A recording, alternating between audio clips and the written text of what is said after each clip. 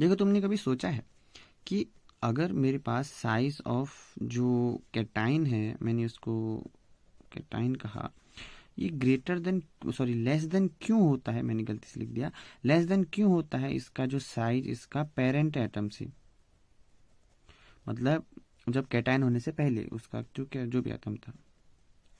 और जो साइज मेरा क्या था, एनाइन का था, वो बड़ा क्यों होता है साइज ऑफ इट्स पेरेंट। कोई सोचा तो होगा।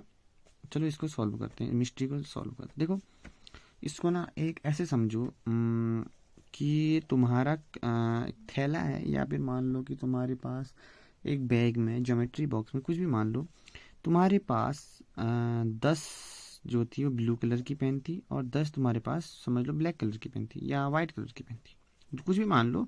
तुम्हारे पास 10 क्या थी, ब्लू कलर की पेन थी, 10 ब्लैक पेन कलर की पेन थी। ओके, ये ब्लू को मैं एक काम करता हूँ, पॉजिटिव मानूंगा, और वाइट को मैं नेगेटिव मानूंगा। तुमने क्या किया, तुम्हारे पास 10-10 थी, बराबर थी। अब तुमने क्या किया, तुमने अपने दोस्त से कहा, तुमने दोस्त को ज़रूरत थी तो तुमने दोस्त को एक वाइट कलर की पेन दे दी। ठीक हो गया। अब क्या हुआ, यहाँ पर तुम्हारे पास ब्लू कलर की पेन 10 है, और वाइट कलर की पेन क्या हो जाएगी, 9 होगी। यानी कि ज़्यादा अमाउंट में पॉजिटिव चार्ज होने की वजह से इसका चार्ज पॉजिटिव हो जाएगा, और तुम्हारे दोस्त के पास क्योंकि एक एक्स्ट्रा इलेक्ट्रॉन आ गया, तो इस वजह से क्या हो गया, इसका नेगेटिव हो जाने की, इसको इलेक्ट्रॉन की तरह मानो, इसको प्रोटॉन की तरह मानो। तो इलेक्ट्रॉन शेयरिंग के बाद यहाँ पर इलेक्ट्रॉन की कमी होगी, इस वजह से प्रोटॉन ज़्यादा होगी, और प्रोटॉन ज़्यादा यानी पॉजिटिव ज़्यादा, तो इस वजह से क्या ओवरऑल क्या हो गया, पॉजिटिव साइन, और यहाँ पे क्या हो गया, नेगेटिव साइन। अब ध्यान से देखो, अब यहाँ से देखो, अब तुम्हारे पास जब तुम 10-10 एटम बराबर थे, तो उस केस में तुम्हारा साइज ये था एकदम फिक्स बराबर, बट एक एटम घट गया। अब तुम्हारे पास क्या, ये तुम्हारा पेरेंट एटम हो गया। अब तुम्हारे पास क्या हुआ कि अब साइज यहाँ पर इसका 10 है और इसका 9, इस वजह से तुम्हारा एक कम हो गया। मैं तो ऐसा समझो कि अब ये पहले ऐसा था पेरेंट एटम, बट अब थोड़ा सा कम हो गया, क्योंकि एक साइज, एक इलेक्ट्रॉन इसका चला गया। तो हम क्लियरली कह सकते हैं कि जब इलेक्ट्रॉन लूज होता है तो उस केस में हमारा साइज डिक्रीज हो गया, और इस वजह से हमारे पास जब ये पेरेंट एटम था, उस केस में इसका साइज बड़ा हो गया करंट से। ठीक है। और सेम एज इट इज, अगर मैं दूसरा केस लूँ जहां पर तुम्हारे दोस्त ने इलेक्ट्रॉन को लिया, अब देखो तुम्हारे दोस्त है, इस दोस्त ने एक एक्स्ट्रा इलेक्ट्रॉन पेन ले लिया, इस वजह से इसका साइज इलेक्ट्रॉन हो गया, यानी कि इसमें एक इलेक्ट्रॉन बाहर से आ गया, तो इस वजह से साइज इसमें बढ़ाना पड़ा, तभी तो इसमें रह पाएगा।